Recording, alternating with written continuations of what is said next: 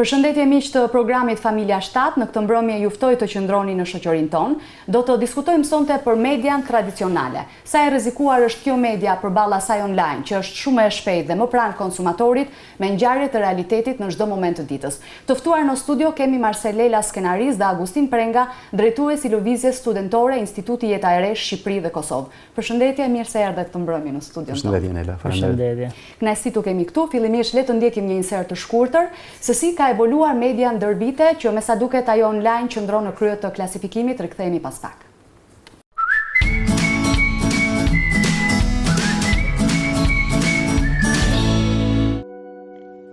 Media përfshin një tërësi mjetesh komunikimi, nga letrat e shtypura deri te kanalet digjitale. Nëpërmjet saj komunikohet informacion mbi artin, lajmet, arsimin dhe shumëllojshmëri të tjera informacioni. Termi media filloi të përdoret fillimisht në vitet 1920, ndërsa historia e medias gjurmohet që në ditët e lashta, kur drama u vu në skenë për herë të parë. Kjo ishte hera e parë kur një formë e medias u vë përpara një audience të gjerë. Ndërsa sa i përket librit, një formë tjetër e medias, i pari i shtypur është Diamond Sutra, që i përkthyer nga sanskrishtia do të thotë përsosmëria e mençurisë. Ai u shtypur në vitin 865 pas Krishtit, por mendohet se ka pasur edhe më parë libra të shtypur. Printimi i shpikur nga Johannes Gutenberg lejoi prodhimin masiv të librave. Libri i parë që ai shtypi ishte një Bibël latine në vitin 1453. Më vonë, në fillim të shekullit të 17, u shfaqën gazetat e para, por pak njerëz ishin të shkolluar, kështu që masa e lexuesve ishte e vogël. Ndërkohë, 2 shekuj më pas, ardhja e fotografisë ndryshoi skenën e medias. Në 1862, Matthew Brady mbajti një ekspozit fotografish që ai kishte bërë në luftën civile të Shteteve të Bashkuara të Amerikës. Me sa duket, media po hitte hapa sa vjene më të mëdhenj, sepse në vitin 1895, vëllezërit Lumière bën publik filmin e parë në Paris. Pasi e pa këtë fenomen të fotografive në lëvizje, një pjesë e audiencës u friksuan. Ndërkohë që media evolonte, njerëzit në 2 nëntor të 1920-s u prezantuan me radio në Pittsburgh, Pensilvani, që për herë të parë raportoi rezultatet e zgjedhjeve presidenciale të atij viti. Pas 2 dekadash, figura i ushtua zërit. Në fund të viteve 1940 u bë instalimi i televizioneve në shtëpitë e shumë amerikanëve.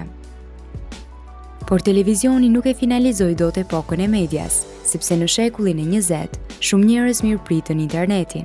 Ai funksionoi për herë të parë në vitin 1965. Por vështirë se ndokush e vuri re. 2 kompjutera komunikuan me njëri tjetrin në një laborator në Institutin e Teknologjisë në Massachusetts. Ndërkohë, në ditët e sotme, interneti është bërë një sistem gjigant i shpërndarjes së informacionit dhe duket e pamundur që në të ardhmen një teknologji tjetër do të vijë dhe do ta bëjë internetin të duket një metodë e vjetër. Interneti jo vetëm e ka bërë më të aksesueshëm informacionin dhe më të shpejtë shpërndarjen e tij, por dashur pa dashur e ka transformuar. Tashmë përcjellja e informacionit bëhet edhe përmes rrjeteve sociale, që i quajmë ndryshe media sociale. Këtu përfshin Facebookun, Instagramin, Twitterin dhe shumë platforma të tjera që nuk gëzojnë të njëjtën famë. Lind pyetja: sa e rrezikuar është media tradicionale përballë asaj online, që është shumë më e shpejtë dhe më pranë konsumatorit me ngjarjet e realitetit në çdo moment të ditës?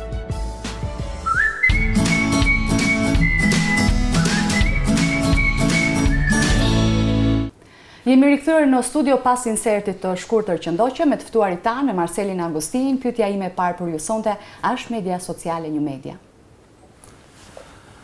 Në fakt, kjo është një debat që i ka rënjët këtu e 10 vite më përpara, edhe nisi s'pari të artikulohej që rrjetet sociale mund të jenë media sociale.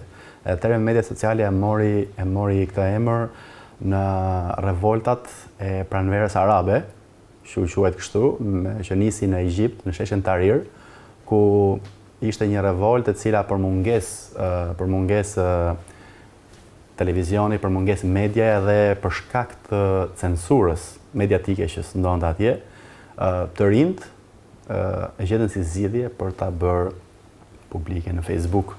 Edhe aty nisi pari të përdorur si term media sociale. Më pas gjithë kjo që u quhet pranvera arabe me konfliktet në Siri, revolta që nisën aty dhe degeneruan në luftë përgjakshme, u përcollën në mënyrë masive nëpërmjet Facebookut. Tani, a është media sociale një media? Unë personalisht mendoj se jo. Sepse kur flasim për mediumin, kur flasim për median e mirëfillt, për të median tradicionale, kemi gjithmonë parasysh një strukturë të gjerë që lidhet me ato gazetarët që dalin në terren, lidhet me atë kameramanin në shesh beteje që rrezikon jetën apo mundin e skenaristëve, gazetarëve dhe e të gjithë asaj amalgamës të këtyre profesionistëve që punojnë në media për të nxjerrë një produkt. Dhe është ideja që simboli që ka gazeteria është burimi i informacionit që nxirret nga më shumë se 2 ose 3 burime, ndërsa një person i cili sheh nga balkoni çfarë po ndodh aty poshtë edhe shkon dhe shkruan në Facebook, për mua nuk mund të quhet gazetar. Pra, nuk është një media, por emri ka mbetur. Agustin? Së pari të thoja që ka të bëjë me përkufizime çfarë quajmë media.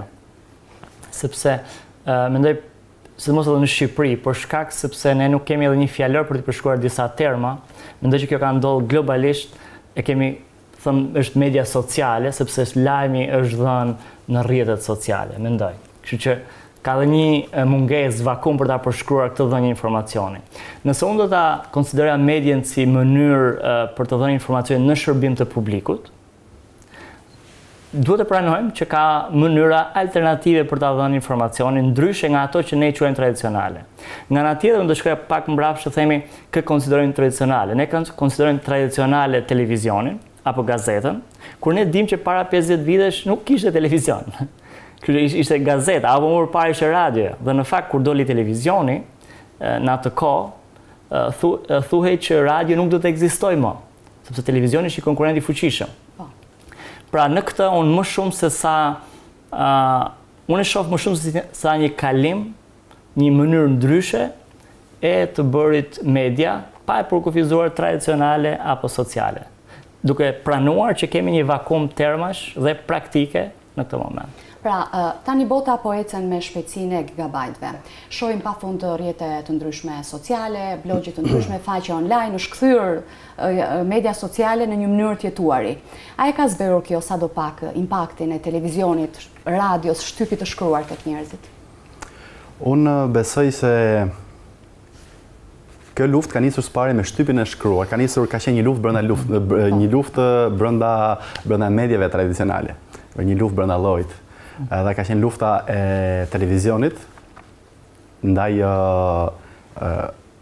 gazetës së shkruar, ndaj medias së shkruar që është gazeta. Në fakt, media shkruar ka ardhur dhe ka humbur thuajse tërësisht atë famën që ka pasur dhe impakti është të merrësisht shumë i vogël dhe kjo shikohet tek numri i vogël i botimeve që mbulon median e shkruar, të cilat shumë më tepër po kalojnë në gazeta online.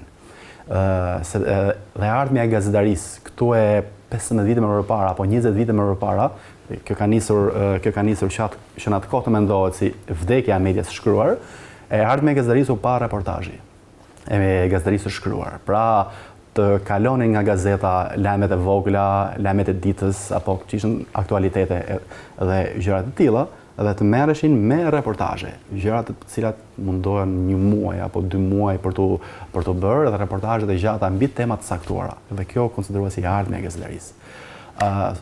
Ka nisur më përpara me radion, ku ishte radio ajo që doli dhe bëri revolucionin e famshëm në gjithë botën dhe u bë media më e dashur dhe ngeli media më e dashur akoma dhe sot e kësaj dite, megjithse nuk përpiqet të sfumohet si emër, por radio, nëse do ta pyesim këdo, radio ngelet më e dashura.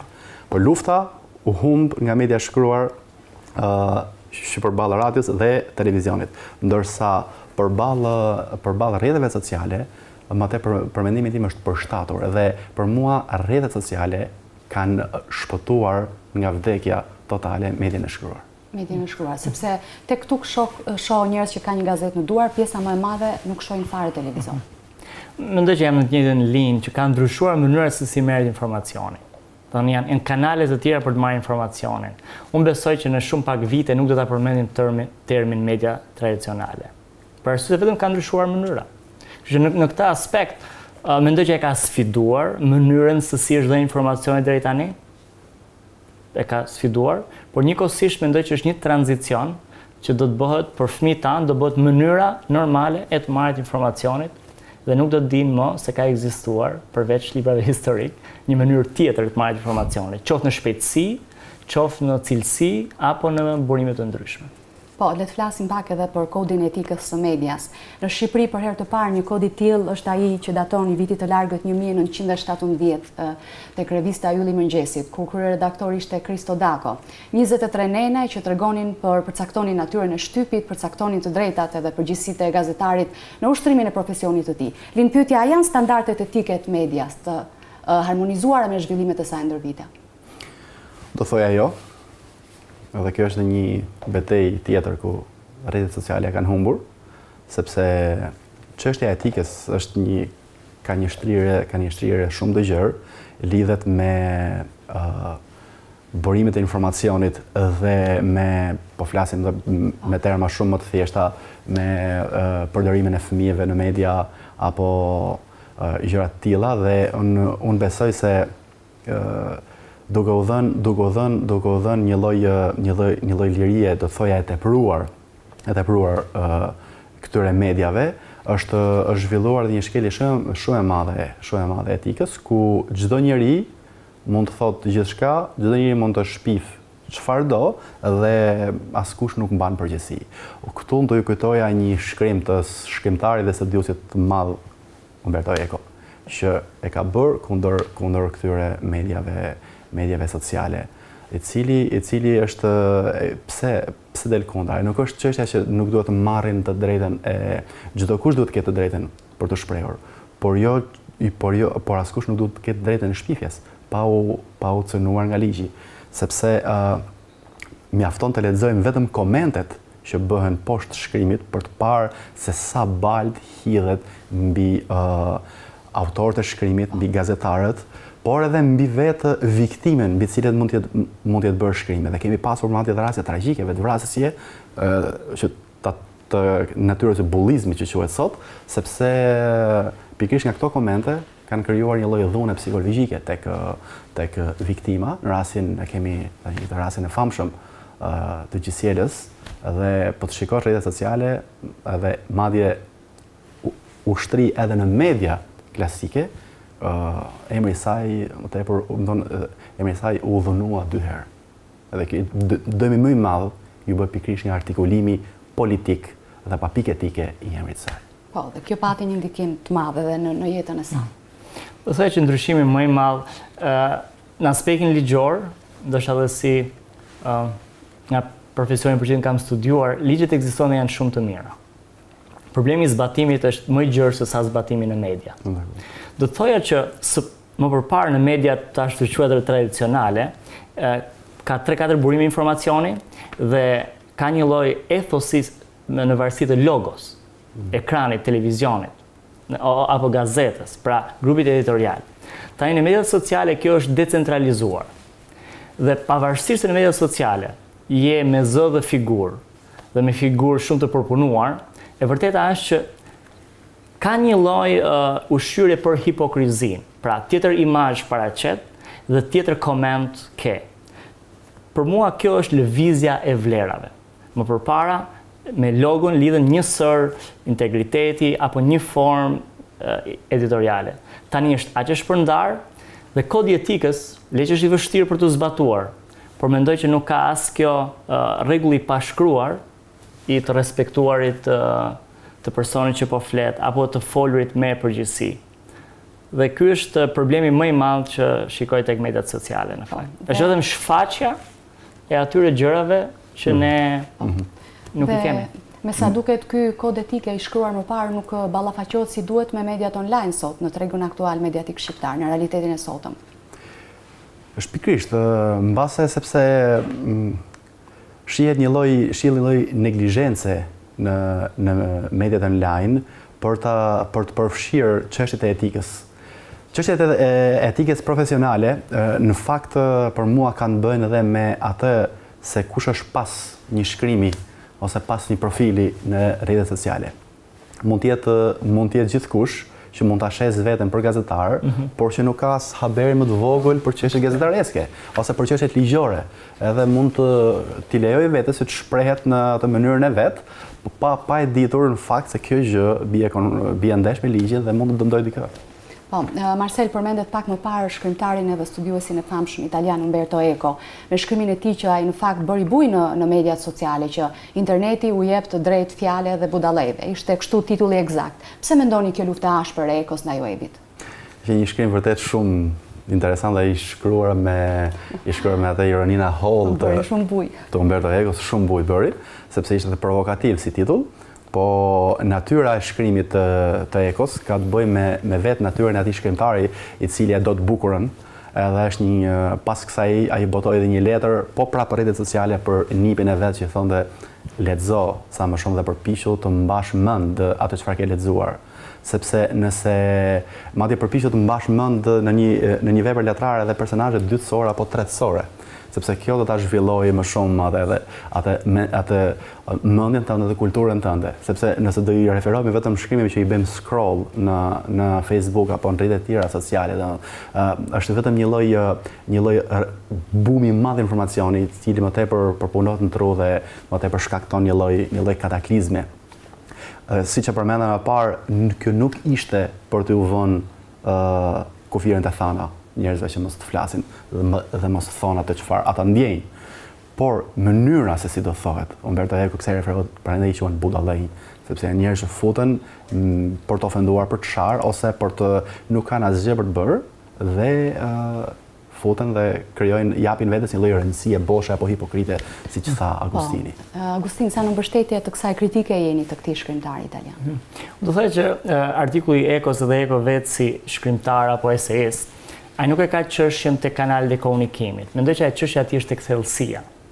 Në konceptin e tij, kjo mënyrë të marrë informacion, kjo mënyrë të lexuarit është shumë e cekët dhe do të prodhojë njerëz të tillë. Dhe ndoshta e ka me penë e tij therse, ka prekur që nëse merr informacion në këtë formë ose nëse varesh vetëm nga kjo formë, ja po të tregoj se kush mund të shkruaj. Dhe padyshim e ka bërë një lloj egzagjerimi, mendoj, për të bërë pikën e tij, por pika e tij është tek cektësia dhe tek shpërdorimi i kohës, ndërkohë që mund ta përdorë për diçka më të mirë. Dhe në fakt ai e ka kapur sakt, sepse duke qenë në brezi i parë i përballjes me këtë mori informacioni, e kemi të vështirë këtë të besojmë, e kemi të vështirë se si të krijojmë konceptet mbi çfarë është e vërteta dhe e gabuara. Dhe gjitha kjo sjellën një amulli. Dhe që kjo është pika e tij më shumë se sa ndoshta për të kapur vëmendjen, ka përdorur dhe këtë apo ka goditur mediat sociale. Por këtë është thelbi, duke ditur veprat e tij që janë mjaft të arrira dhe edhe tentojnë në fakt të prekin shpirtin njerëzor me anë të psikologjisë, filozofisë. Eko është i dalluar për këtë. Dhe sa po na ndikojnë këto mediat online në hapësirën tonë individuale, në komunikim, por edhe deri në vendimarrje? Do të thoya që teknologjia e ka ngushtuar shumë privatësinë dhe nuk ka të bëjë më shumë se mediat sociale se sa me teknologjinë e vetvete. Dhe në fakt është e frikshme që në qoftë se je në Facebook dhe takon një person, edhe të del pastaj postimet e tij dalin më shumë, gati edhe pa nuk e di çfarë mënyre kanë. Ose ti shkon te një website dhe pastaj një website tjetër ndalin reklamat e gjës për cilën ti po kërkon të blesh. Kështu që në këtë aspekt është e frikshme dhe mendoj sërish përse duke qenë brezi i parë, nuk e dim si të sillemi me këtë. Dhe në fakt na vën një vështirësi dhe me fëmijët tanë, me brezin tjetër, sepse nuk kemi të aftë. Ata janë më të mirë se ne në përdorimin e tyre dhe nuk kemi të aftë si të drejtojmë në këtë. Sepse tek e fundit është ndarja mes të vërtetës dhe të gabuarës. Çfarë është? Kjo është thelbi i çështjes. Dhe gjithsecili përpiqet të vërë një gur apo të hedh një gur në ujë për të përcaktuar çfarë është e vërteta. Do desha të ndalesha vetëm pak te kjo, është shumë vërtet ajo që tha Agustini. Personalisht përpiqem të kem shumë kujdes nga çfarë hedh në faqen time të Facebookut, duke ditur sot se ka impakt në jetët e tjerëve. Për të folur më konkretisht, nuk do pranoj të hidhja pjatat e ushqimit në Facebook, apo një mori fotosh pushimi këtu apo atje, sepse pikrish nga këto, kjo është një lloj zinxhiri me shumë hallka, njerëzit ndikohen, ka njerëz të cilët nuk kanë mundësi ta bëjnë këtë, dhe njerëzit ushin një lloj frustrimi për të treguar se sa impakt pra ka jeta sociale, rrjetet sociale në jetën sociale.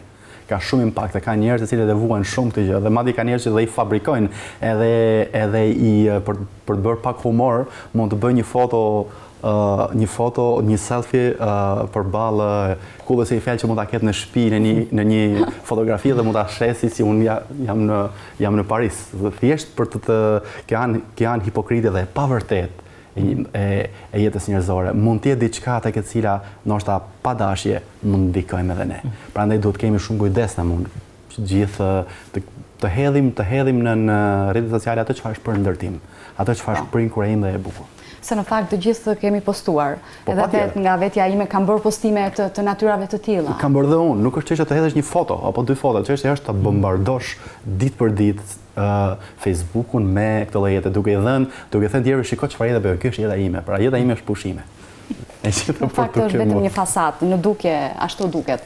Një pyetje tjetër e fundit. Mendoni se mediat sociale po japin një goditje edhe librit në versionin print, sepse shumë libra tani lexon online dhe nuk ka nevojë të kesh një kopje në duar. Pra në të ardhmen, a mund të jap vërtet një goditje finale librit në versionin print? Janë këto, në mos gaboj, më quhen MacBook apo e-book që dalin dhe mund të lexosh, mund të lexosh online, ose ke aparaturën tënde dhe të mund të lexosh gjitha. Kjo për mua është një thjeshtëzim, është për të jap një rast praktik, një miku im nga Amerika, lexon shumë, edhe ai kishte këtë që quhet MacBook, dhe sepse nuk e di shumë, unë jam si orë me kurdisjen e epokën digjitale, nuk jam shumë Kindle është pajisje. Kindle. Dhe ai e mbante këtë dhe kemi pas një bisedë, sepse unë jam për printën, unë jam për librin e shkruar, librin e printuar. Unë nëse nuk e marr një libër në dorë, nuk e ndjej aromën e librit, atë aromën e letrës, aromën e bojës, nuk do ma ngjall kurrë atë emocioni që mund të ma ngjall diçka shumë e ftohtë dhe pa jetë, për mua që në fundit mund të ketë njëjtin shkrim, por nuk ka të njëjtin. Por ka dhe të mirat e saj, sepse ti e ke online nuk mund të shpenzosh. E mirat e kësaj kush është? Ai kishte 300 libra te kjo aty. Ndërkohë që unë po t'ikem në Amerikë për punë apo me pushime qoftë, unë s'marr dot 300 libra me vete. Dhe kjo për mua jo se nuk ka vlerë, ka shumë vlerë. Sepse kjo mund të të shërbej që ti të marrësh kesh një librari me vete. Por ato ta mund librin e shkruar, librin print, ne në fakt po ecim me hapa vegan gjithmonë më shumë drejt zhvillimit. Por nuk besoj se libri mund të mposhtet. Libri është kuadrati i dijes, i cili ka mijëra vite që ekziston. Në fakt është një diskutim. Kjo është çështje opinionesh edhe shihesh, ka një diskutim të madh mbi këtë. Disa thonë që në shumë pak vite nuk do ekzistoj fare libri i printuar. Unë do të thoj që në favor të teknologjisë, në fakt një shkrim që duket Forbes ka bërë, ai thotë që një nga cilësitë që është shtuar për drejtuesit për shekullin 21, që nuk ka qenë më përpara, është që ai të jetë në anglisht tech savvy, ose njëri që e njeh dhe di ta përdor teknologji për efektivitet. Pra është shtuar vetëm vitet e fundit.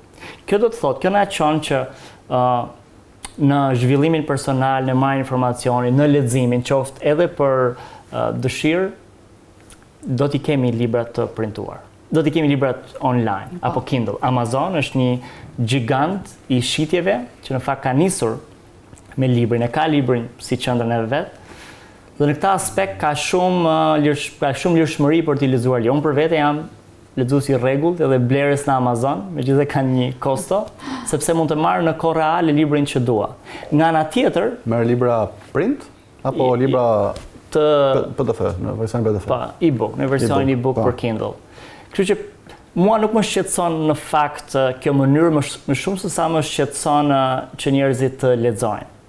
Dhe ai që lexon, në fakt nuk varet nga format, pavarësisht preferencave personale. Kështu që për mua do të ishte më e lirshme se si e lexon, por ai lexon dhe ai proponon informacion që e merr. Po, nga biseda me ju, opinionit tuaja personale, media online nuk është në krye të klasifikimit, nuk mund të quhet një media e mirëfillt, po aktualisht raportet me shtypin e shkruar me televizionin, radion si keni?